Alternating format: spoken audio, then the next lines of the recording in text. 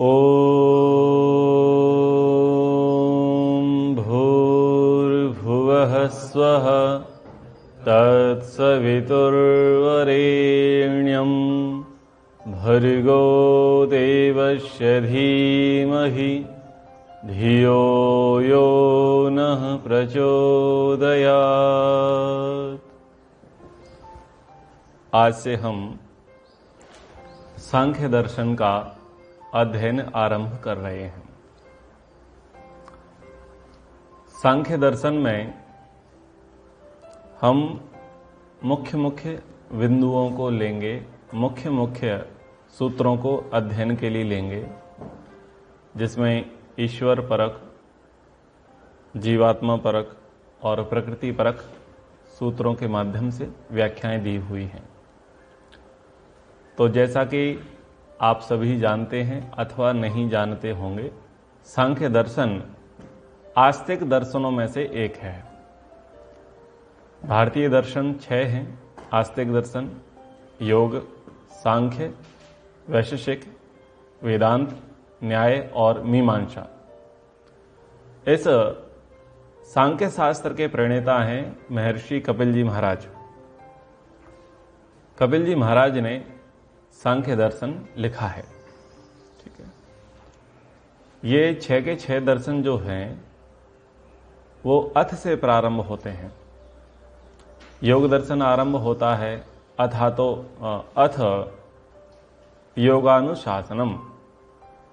ऐसे ही सांख्य दर्शन आरंभ होता है अथ त्रिविध दुख अत्यंत निवृत्ति अत्यंत पुरुषार्थ। ऐसे ही अथातो ब्रह्म जिज्ञासा। तो इस प्रकार से ये दर्शनों का आरंभ होता है अथ से। सांख्य दर्शन में 6 अध्याय हैं। तो उन 6 अध्यायों को हम क्रमशः पढ़ने का यहां पर प्रयास करेंगे। तो सांख्य दर्शन में महर्षि कपिल जी ने कहा कि यदि आप मोक्ष प्राप्त करना चाहते हैं, जन्म मरण के चक्र से आप छूटना चाहते हैं, तो आपको जन्म मरण का जो कारण है, जो दुख है, उस दुख को आपको हटाना पड़ेगा। तो दुख को हटाने के निमित्त उन्होंने एक सूत्र दिया। आप मेरे साथ उस सूत्र को दोहराइए। अथ त्रिविध दुख अत्यंत निवृत्ति अत्यंत पुरुषार्थ, ये सूत्र दिया। अब 3 प्रकार के दुखों की, इसका जो सूत्रार्थ है, अब 3 प्रकार के दुखों की निवृत्ति के विषय में कहा जाएगा। तो 3 प्रकार के दुखों से पूर्णतया छूट जाना। 3 प्रकार के जो दुख हैं कौन से हैं? आध्यात्मिक, आधिदैविक और आधि भौतिक। ये 3 प्रकार के दुखों से पूर्णतया छूट जाना जीवात्मा का ये सर्वोत्तम लक्ष्य है, अंतिम प्रयोजन है। पुरुषार्थ की सफलता इसी में है कि जीवात्मा इन 3 प्रकार के दुखों से सर्वथा छूट जावे। तो ये इसका भाव था। ब्रह्म मुनि जी ने इसका भाष्य किया है। अथ शब्दो अधिकारार्थम। तो अथ शब्द यहां पर अधिकार के अर्थ में आया है। तो अथ का अर्थ होता है किसी विषय को आरंभ करना। इदानिम, यहां पर त्रिविध दुख अत्यंत निवृत्ति, ये जो सूत्र आया उसका भाष्य किया। त्रिविधस्य त्रिप्रकारस्य आध्यात्मिक, आदि भौतिक, आधिदैविक, वेदान्वितस्य दुखस्य अत्यंत निवृत्ति ही अपरांत निवृत्ति ही। इस प्रकार से उन्होंने इसका भाष्य किया। तो 3 प्रकार के दुख की निवृत्ति यानी दुख से पूरी तरीके से छूट जाना, ऐसी निवृत्ति जो शीघ्र समाप्त ना हो। ऐसी निवृत्तियों के विषय में आएगा जो शीघ्र समाप्त होती नहीं है। हमें लगता है कि अब कृतकृत्यता हो गई, अब हमारे दुख छूट गए, लेकिन थोड़ी देर बाद वो दुख वापस आ जाते हैं। तो वो कह रहे हैं, इस बात पर जोर दे रहे हैं कि ऐसी निवृत्ति, आपको ऐसा पुरुषार्थ करना है कि उस निवृत्ति से आप जल्दी छूटो ना, जल्दी मुक्त ना हो जाओ, वो शीघ्र वापस ना आ जाए। जो निवृत्ति आपने चुनी वो निवृत्ति जल्दी खत्म नहीं होनी चाहिए। यानी एक बार आपने निवृत्ति के पक्ष में आ गए तो लंबे समय तक आप उस दुख से निवृत्त हो जाएं। ठीक है, ऐसा काम करना है। तो अत्यंत निवृत्ति, मुक्ति काल तक 3 प्रकार के दुखों से छूट जाना। अत्यंत निवृत्ति क्या है? जो मुक्ति का काल है। मुक्ति का काल कितना बताया? 36,000 बार सृष्टि का निर्माण सृजन, इतना लंबा काल जो है वो मुक्ति का काल बताया। 10 नील और 40 खरब, 10 अरब, शायद कुछ ऐसा है, 10 नील के आसपास है, लिखा होगा, देख लेना। तो उतना वहां पर मुक्ति का काल कहा गया है। उतने समय तक, जब तक हम मोक्ष में हैं, तब तक हम उससे निवृत्त ना हो, हम मोक्ष में मुक्ति का आनंद लेते रहें, दुख हमारे जीवन में आए नहीं। तो अब उन्होंने उपायों का चिंतन किया, क्या किया जाए। कुछ ऐसे उपाय ढूंढने चाहिए जिससे ये 3 प्रकार के जो दुख हैं वो पूरी तरीके से छूट जाएं। दर्शनों में आपको विपक्ष मिलेगा, जैसे संसद में विपक्ष होता है ना, ऐसे ही यहां पर पूर्व पक्ष। क्या है? पूर्व पक्ष। और पक्षधर को बोलेंगे सिद्धांती। क्या बोलेंगे? सिद्धांती। तो ये ऋषियों की अद्भुत रचना है कि जो बात कह रहा है उस बात को काटने वाला व्यक्ति विद्यमान रहता है, आर्गुमेंट करने वाला। और सोचो, जो शास्त्रकार हो और स्वयं वही आर्गुमेंट करने वाला हो, तो सोचो वो आर्गुमेंट कितने तीव्र होंगे। यानी मान लीजिए जो प्रश्न बना रहा है और प्रश्न बनाता है, प्रश्न बनाने वाला प्रति प्रश्न लिख डाले, प्रश्न पर प्रश्न खड़ा कर दे, तो सोचो उसकी बुद्धि कितनी तीव्र होगी। सामान्य मनुष्य प्रश्न करने वाले पर प्रति प्रश्न उतनी अच्छी स्थिति में ला नहीं सकता जितनी अच्छी स्थिति में जो स्वयं बना रहा है वो कर दे। तो सांख्य दर्शन में उपाय कौन बता रहा है? महर्षि कपिल जी महाराज, और खुद पूर्व पक्षी की भूमिका निभा रहे हैं, विपक्ष का रोल स्वयं निभा रहे हैं। और ऐसा नहीं निभा रहे सरल तरीके से कि हम अपने मन मुताबिक प्रश्न पूछ लें, मन मुताबिक प्रश्नों के उत्तर दे दें।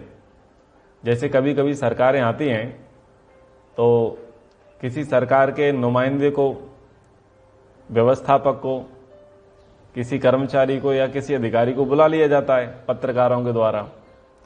तो पहले इंटरव्यू होते हैं तो उससे बोल लेते हैं कि भाई ये प्रश्न पूछ लेना और मैं इन प्रश्नों का ऐसे ऐसे उत्तर दूंगा, और यदि मैं अटक जाऊं तो ब्रेक ले लेना।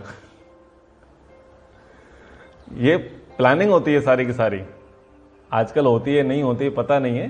जो इंटरव्यूज होते हैं ना वो पहले से प्री प्लान्ड होते हैं, स्क्रिप्ट उनकी लिखी रहती है। तो ऐसे हमारे ऋषि नहीं है जो प्री प्लान्ड। आप उनके उत्तर सुनोगे ना तो आप दंग रह जाओगे। पूर्व पक्ष यानी अगेंस्ट में खड़े हो जाना, मुद्दे उठाना, तो दंग रह जाओगे। तो वो चिंतन कर रहे हैं। तद उपाय चिंतनायाम दृष्ट साधनस्य अपर्याप्तत्वम दर्शयते। तो 3 प्रकार के जो दुख हैं उनसे छूटने का उपाय सोचते सोचते उन्होंने क्रमशः प्रारंभ किया दृष्ट साधनों से।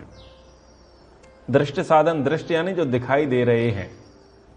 तो क्या दिखाई देंगे? कपड़े, मकान, वाहन। अब गर्मी पड़ रही है तो छतरी, छता। तो दृष्ट साधन जो हमें दुख होते हैं, उन दुखों से निवारण करने के लिए जो हमें पहले प्रायोरिटी से जो साधन दिखाई देते हैं। गर्मी लग रही है, कंठ सूख रहा है, तो क्या सोचेंगे? मटके का ठंडा पानी मिल जाए, बढ़िया छाछ मिल जाए। तो वो भी तो एक प्रकार का दुख था ना, जिसकी निवृत्ति हम चाह रहे थे। तो दृष्ट साधनों से चर्चा कर रहे हैं। समझ में आ गया ना? दृष्ट साधन यानी जो भी दिखाई दे रहे हैं मोटे मोटे सूक्ष्म रूप से, वो भी तो हमारे दुख को दूर करने वाले होते हैं ना। तो उस पर वो चिंतन करने लगे, और वो ये चिंतन करने लगे, क्या ये पर्याप्त है? क्या ये पर्याप्त है ये साधन?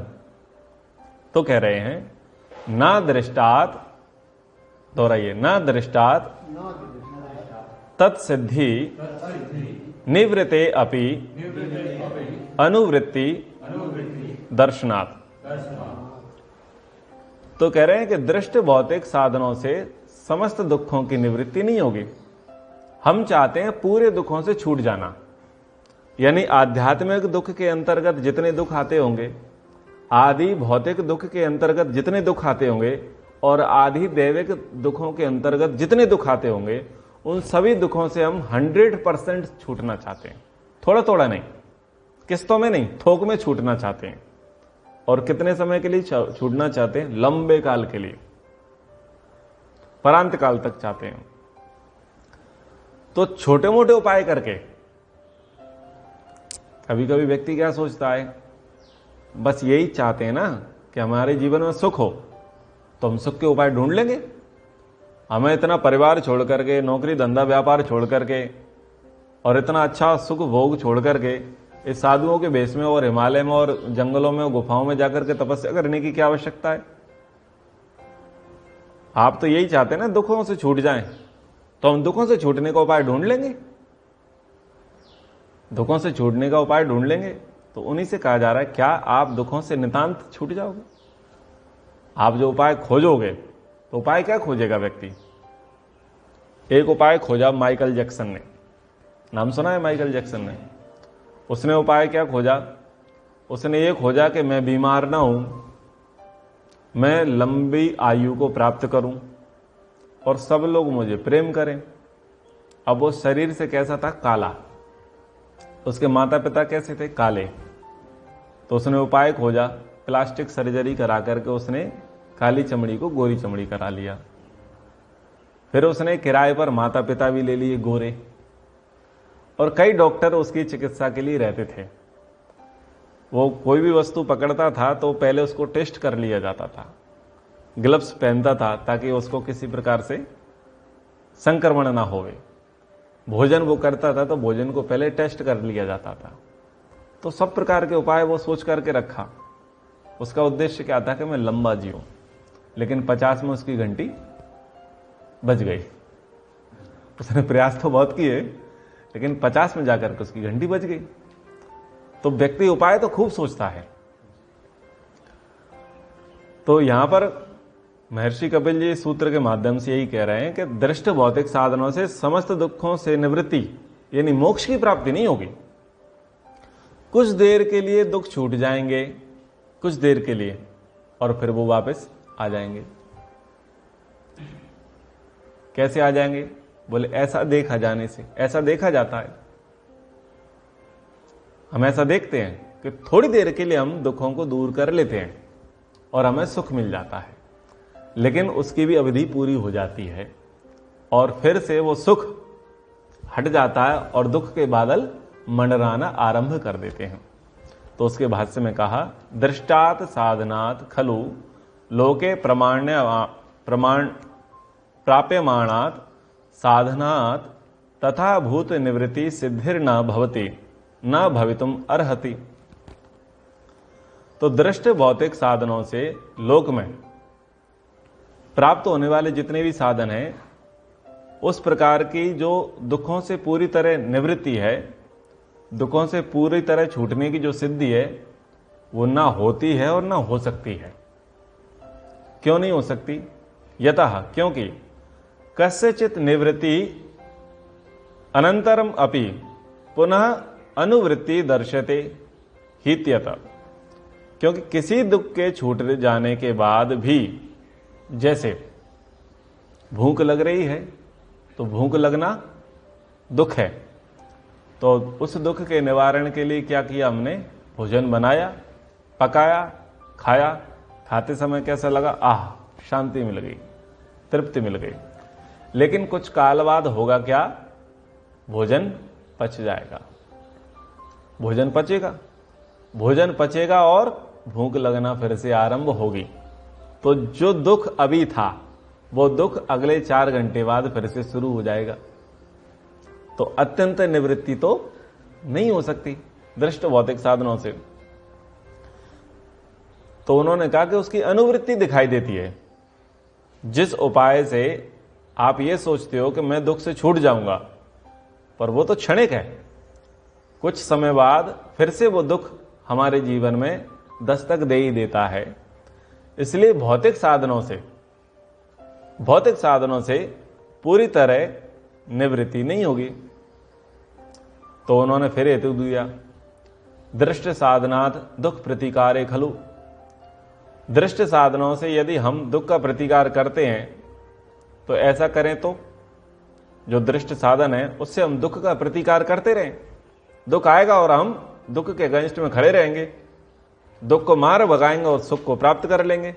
अगर ऐसा करें तो उसने हेतु दिया।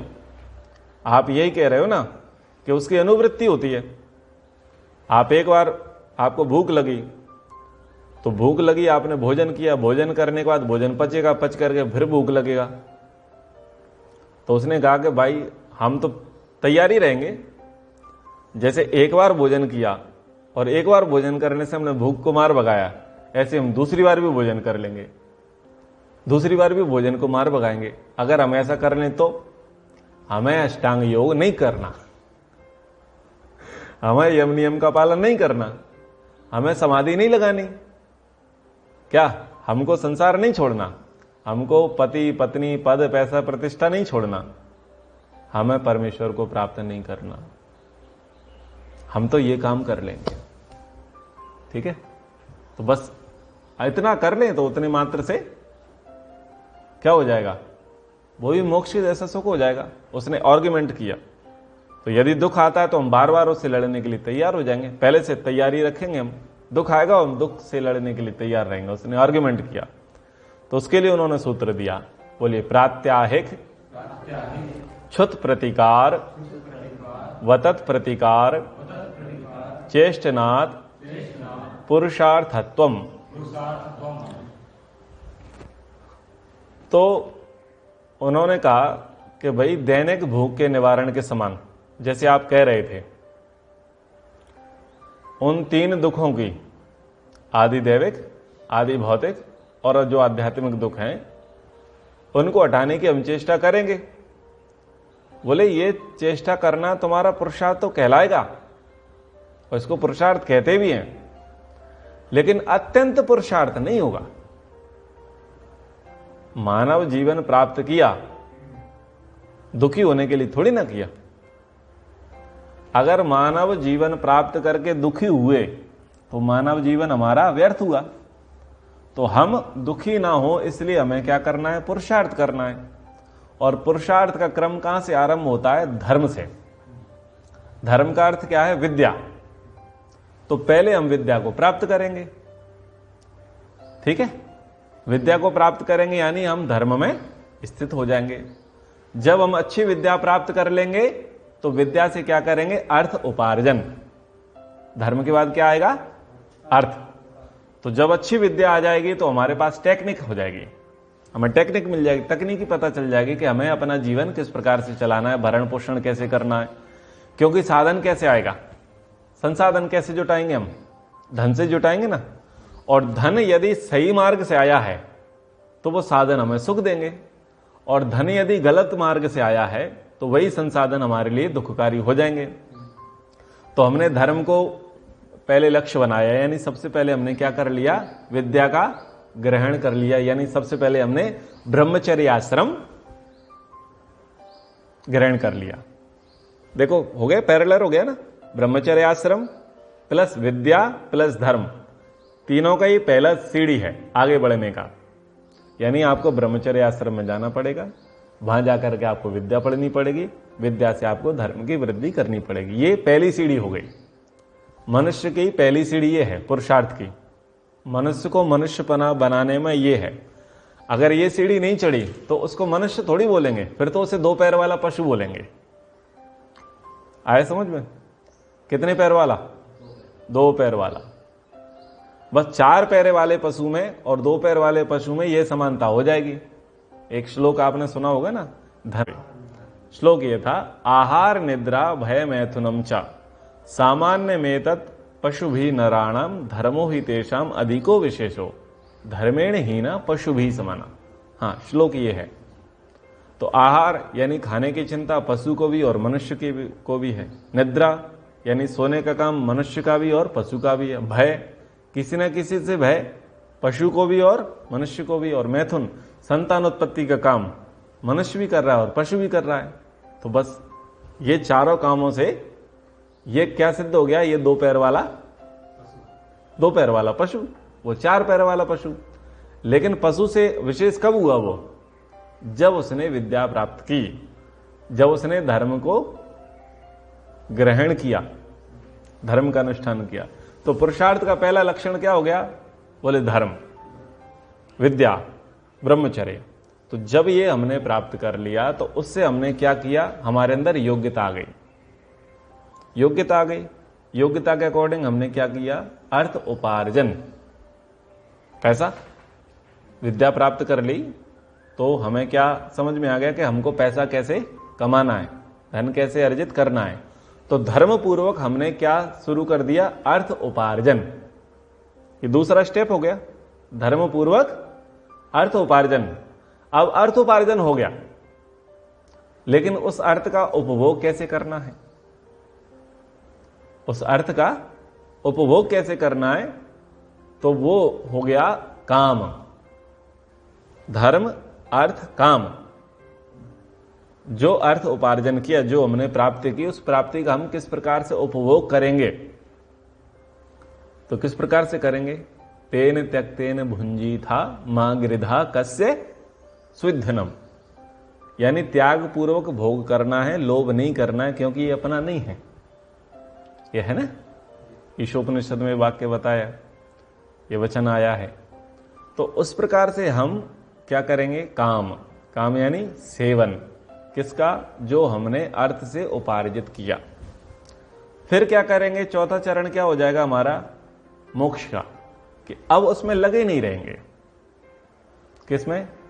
काम में, अर्थ उपार्जन में, इनमें लगे नहीं रहेंगे। अब धीरे धीरे उससे हम छूटेंगे, उससे निवृत्त होंगे। तो ये हमारा पुरुषार्थ कहलाएगा। इसको बोलेंगे मनुष्यपना।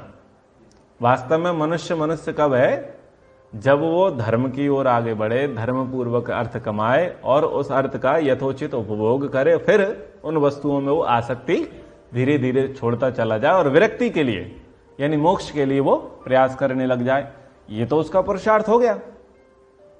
और जो पुरुषार्थ करेगा उसी को पुरुष बोलेंगे, और जो पुरुषार्थ नहीं करेगा इस प्रकार से उसको पुरुष नहीं बोलेंगे। उसे क्या संज्ञा दे देंगे? फिर अपन शास्त्रकार क्या संज्ञा दे देते हैं? पशु की संज्ञा दे देंगे। तो इतना तो हम कर लेंगे कि दैनिक भोग निवारण करने के तुल्य जो 3 प्रकार के जो दुख हैं, उन दुखों को हटाने के लिए, यानी आध्यात्मिक दुख है, आदि भौतिक दुख है, आदि दैविक दुख है, उनको हटाने का हम प्रयास कर लेंगे।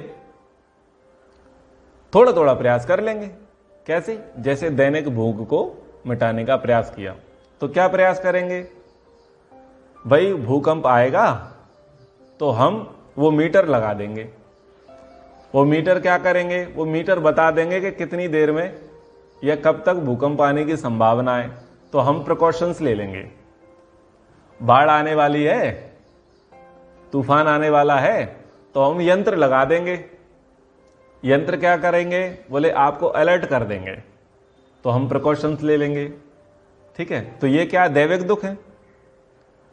भूस्खलन हो रहा है, वैष्णो देवी तरफ जा रहे हैं, पहाड़ों की तरफ जा रहे हैं, पहाड़ गिर रहे हैं, रास्ता जाम है, तो हमें सूचना मिल गई मौसम खराब है। ठीक है, तो हम नहीं जाएंगे, तो हम दैविक दुखों से बच जाएंगे। आर्गुमेंट चल रहा है। इतना पुरुषार्थ तो कर लिया ना।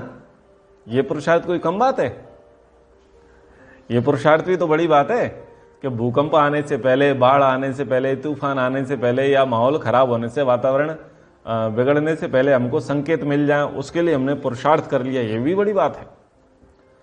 फिर ऐसे ही भौतिक दुख हैं, तो भौतिक दुख है यानी अलर्ट रहना, तो हम लिखे डिवाइडर बना देंगे। सड़क मार्ग जो है आगे जाकर के मुड़ जाएगा, आगे जाकर के घाटी है, यहां पर धीरे चलें, औसतन स्पीड 30 किलोमीटर प्रति घंटे की रफ्तार रखें।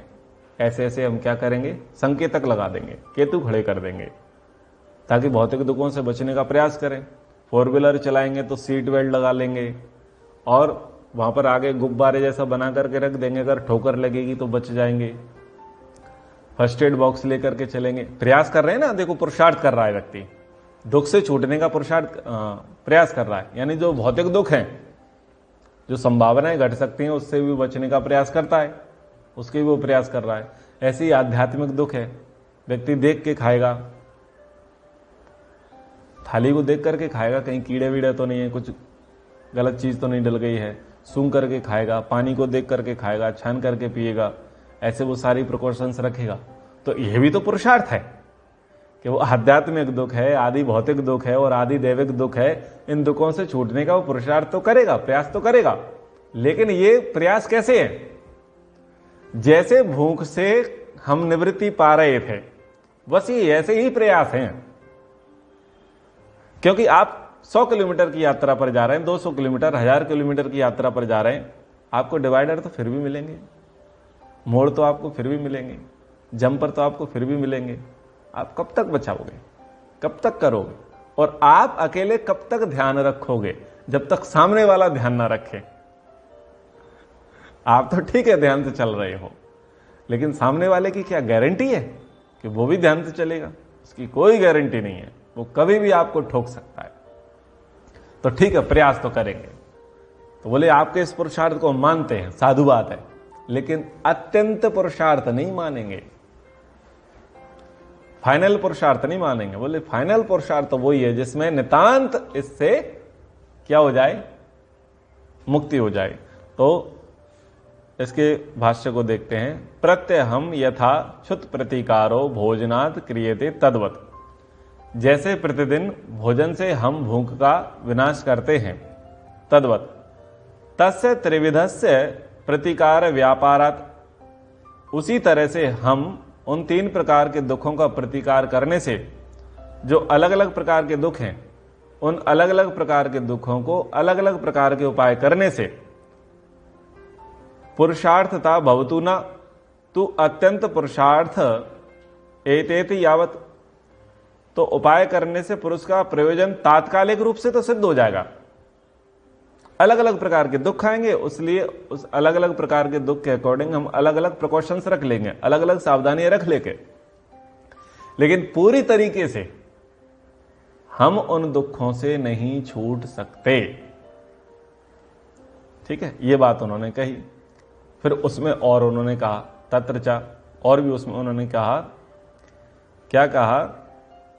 ऐसा काम करो, सूत्र है 4, सर्वा संभवात संभवे अपि सत्वा संभवाद हेया प्रमाण कुशलैहि, ये सूत्र आया। तो सर्वा संभवात, सर्वा असंभवात, एक साधन से, एक उपाय से, एक टेक्निक से सारे दुखों का दूर होना संभव नहीं है। जैसे कहते हैं ना, एक साध है सब सद हैं, तो ऐसा कोई एक साधन नहीं है जिससे सारे के सारे सद जाएं। एक अनार 100 बीमार, बोले एक अनार खाओ 100 प्रकार की बीमारियों को दूर भगाओ। तो ठीक है, ये सब बातें अपनी जगह पर, लेकिन जो दुख निवृत्ति की चर्चा चल रही है, तो आप कोई एक साधन का अनुष्ठान करो और एक साधन सब दुखों को दूर कर दे, ऐसा संभव नहीं है। तो उसने कहा कि हम 50 प्रकार के साधन ले लेंगे। अगर एक साधन सब प्रकार के दुखों को दूर नहीं कर सकता, तो हम ऐसे साधन बढ़ा देंगे, यानी 50 साधनों से 50 प्रकार के दुखों को दूर कर लेंगे। बोले फिर भी मोक्ष थोड़ी होगा, आपकी शक्ति किसमें लग गई? 50 प्रकार के दुखों को छुड़ाने में लग गई, और उसके लिए 50 प्रकार की आपने व्यवस्था कर ली, 51वां तो फिर भी रह गया, 51वां तो फिर भी रह गया, यानी इस प्रकार के उपायों से मुक्ति तो नहीं होगी। तो कह रहे हैं इस कारण से प्रमाणों में जो कुशल बुद्धिमान लोग हैं, आप जो आर्ग्यूमेंट कर रहे हैं, आपका आर्ग्यूमेंट समझ से बाहर है, अच्छा नहीं है। जो प्रमाणों से कुशल व्यक्ति हैं, जो प्रमाणों के आधार पर, तर्क के आधार पर, नीति के आधार पर बोलते हैं, व्यवहार करते हैं, वो बुद्धिमान लोग, उन्होंने बताया कि भौतिक साधनों से मोक्ष प्राप्ति असंभव है। उन्होंने बताया है, मतलब उनकी बात मानो, तुम्हारा आर्ग्यूमेंट नहीं चलेगा, तुम ये व्यर्थ का आर्ग्यूमेंट मत करो। तो इसका भाष्य पढ़ते हैं। दृष्ट साधनात् दुख प्रतिकार रूपायाम पुरुषार्थतायाम कश्चित एकस्यैव दुखस्य प्रतिकारो भविष्यति। कहते हैं कि दृष्ट साधनों से दुख के विनाश रूपी पुरुषार्थता में किसी एक साधन से एक प्रकार की दुख की निवृत्ति तो हो पाएगी। यतः तस्माद् एकस्माद् दृष्ट साधनात् तत्संबंधम एव दुखम निवर्तिष्यते। क्योंकि उस एक दृष्ट साधन से उससे संबंधित जो दुख है उसकी निवृत्ति होगी। एक साधन से एक प्रकार के दुख की निवृत्ति होगी। ना ही सर्व दुख निवृत्ति संभवात, सब प्रकार के दुखों की निवृत्ति संभव नहीं होगी। इसलिए अथचा बहुविध दृष्ट साधन समुदायात सर्व दुख प्रतिकार संभवे अपि। तो बहुत सारे दृष्ट साधनों के समुदाय, बहुत प्रकार के दृष्ट साधनों के समुदाय से बहुत सारे दुखों की निवृत्ति तात्कालिक रूप से होने पर भी सत्व अर्थात जो वास्तविक दुख है उसके प्रतिकार की, उसके विनाश की, नितांत दुख की निवृत्ति रूप जो मोक्ष है वो तो संभव नहीं है। और कहा भी है, तो योग दर्शन में सूत्र आता है, परिणाम ताप संस्कार दुखई गुणवृत्ति विरोधाच्च दुखम एव सर्वम विवेकिनः। ये योग दर्शन में सूत्र आता है। परिणाम दुख यानी जिसके परिणाम में दुख आए, ताप यानी संताप जो तपाता रहे, संस्कार बने, गुणवृत्ति यानी वृत्ति में गुणों में विरोध है। तो ये चार प्रकार के दुख जो हैं ये लगे रहते हैं। तो जो विवेकी व्यक्ति होता है वो कहता है कि भाई ये चार प्रकार के दुख पीछा नहीं छोड़ते, और हमारा ये अनुभव है कि संसार में दुख ही दुख है। वो कितना भी दुख सहन नहीं कर सकता। विद्वान लोग क्या बताते हैं, सुई की नोक की बराबर भी। वो इतना भी नहीं चाहता कि मेरी आंख में कुछ धूल भी चला जाए, उतना भी दुख सहन नहीं कर सकता। कौन? विवेकी। और गृहस्थी को देखो, संसारी को देखो, कितने पहाड़ के समान दुख आते हैं उसके जीवन में, फिर भी वो प्रभु शरण नहीं लेता। और एक तरफ विवेकी व्यक्ति को देखो, जिसने संसार को त्याग रखा है, वो सुई की नोक की बराबर, एक तिनके के बराबर, यानी बहुत छोटा सा दुख भी वो अपने जीवन में नहीं चाहता। और उसके अगेंस्ट में संसारी को देखो, कोलू के बैल की तरह फिरता रहता है। किस चाह में? कि मुझे सुख मिलता रहे, और कितने दुख उठाता है। तो मानना पड़ेगा। तो संसार में कुछ वर्ग हैं जो दुख के धनी हैं, दुख को सहन करने में धनी है। एक तो आते हैं मजदूर, श्रमिक वर्ग, वो दुख सहन करने में धनी है अपने आप में। एक स्त्री वर्ग जो गृहिणियां होती हैं, 16-16, 18-18 घंटे जिनका काम होता है, उनको सिद्धस्थ साहब PhD है दुख सहन करने में। और जो सेना पर लगे हुए विशेष परिश्रम कर रहे हैं, किसान हैं, बहुत सारे लोग हैं ऐसे, तो इनको जैसे PhD है इन लोगों को दुख सहन करने में। ये दुख को दुख मानते ही नहीं है, ये दुख को दुख नहीं मानते। और कोलू की बैल की तरह जैसे रेंट में बैल लगता है ना, बस उसकी तरह जुते रहते हैं। किस चाह में? थोड़ा सा मिल जाए, थोड़ा सा मिल जाए, बस उतने में उसका काम हो जाएगा। फिर से वो उतने दुख के लिए तैयार हो जाता है। जैसे अंग्रेजों का चाबुक पड़ रहा हो, वो कोलू चला रहा हो, चंपू चला रहा हो, और फिर वो बोले कि चल ठीक है तुझे जीवन दान दिया, तो वो उतने में तृप्त हो जाता है गुलाम कि चलो ठीक है, आज का दिन तो जी लिया, आज का दिन तो बच गया, कल फिर प्रयास करेंगे। रूखी सूखी 2 रोटी मिल गई हैं बाजरे की, थोड़ा सा पानी मिल गया है, तो चलो कोई बात नहीं है, जीवन चल गया, अब कल फिर प्रयास करेंगे। तो ऐसा दुख होता है। जीवन में दुख कितना है समझ में आता है? 1 किलो दूध लो, 1 किलो दूध, और उसको गर्म करो, तपाओ, तो उसके ऊपर मलाई आएगी, मलाई। तो जो मलाई है ना, मलाई का परिमाण है ना, उसको मानो सुख, और जितने पर वो मलाई तैर रही थी उस परिमाण को मानो दुख। संसार में इतना दुख है। आए कुछ समझ में? 2 चम्मच में आ जाएगी, 3 चम्मच में आ जाएगी मलाई, ठीक है, और 50 चम्मच में दूध आएगा। एक आप कहानी सुनते होंगे कि एक हाथी एक व्यक्ति के पीछे दौड़ता हुआ आ रहा है, मदमस्त हाथी, पागल हुआ, एक व्यक्ति के पीछे दौड़ता हुआ आ रहा है। तो व्यक्ति उससे भाग रहा है, उससे अपने प्राण बचा रहा है, भागता हुआ जा रहा है, भागता हुआ जा रहा है। तो उसे एक पेड़ मिलता है, उस पेड़ पे जाकर के चढ़ जाता है। किससे बचने के लिए? हाथी से बचने के लिए। लेकिन जिस पेड़ पर जाकर के बैठता है वो, उस पेड़ की स्थिति क्या है कि पेड़ वो आधा झुका हुआ है कुएं में,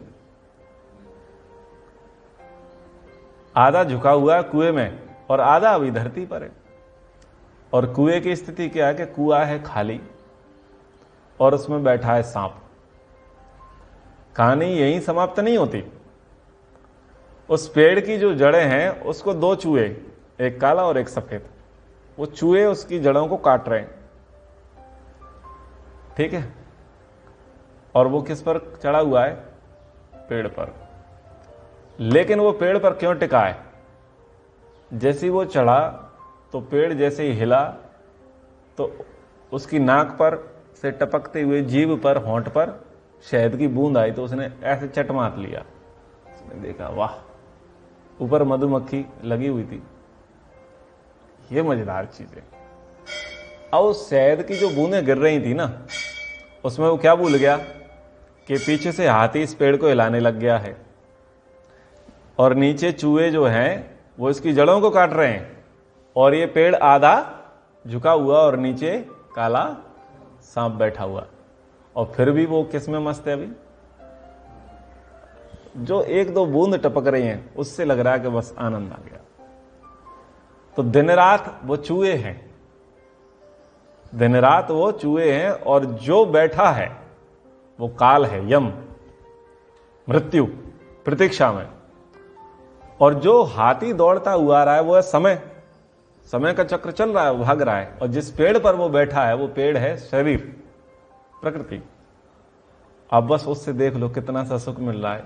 वो 1-2 बूंदें मधुमक्खी से मिल रही हैं, वो शायद टपक रहा है, बस उसमें वो सुखी है। तो मात्र इतना सा सुख है, और बाकी देख लो दुख कितना है। लेकिन उस सुख की खातिर वो सारे दुखों को भूला हुआ बैठा है। तो ये कहानी है संसार की और सांसारिक लोगों की। और ऋषि लोग ये कह रहे हैं कि मैं रत्ती भर भी नहीं चाहता, मैं तिल भर भी नहीं चाहता अपने जीवन में दुख। मैं तो 100% सुख चाहता हूं, पूरा सुख चाहता हूं। ना मैं आदि दैविक दुख चाहता, ना मैं आदि भौतिक दुख चाहता, ना ही मैं आध्यात्मिक दुख चाहता। और मैं तो इससे छूटना चाहता हूं, जन्म जन्मांतर से छूटना चाहता हूं। तो हमारा समय हो गया है। ये 4 सूत्रों पर हमने यहां पर चर्चा कर ली है।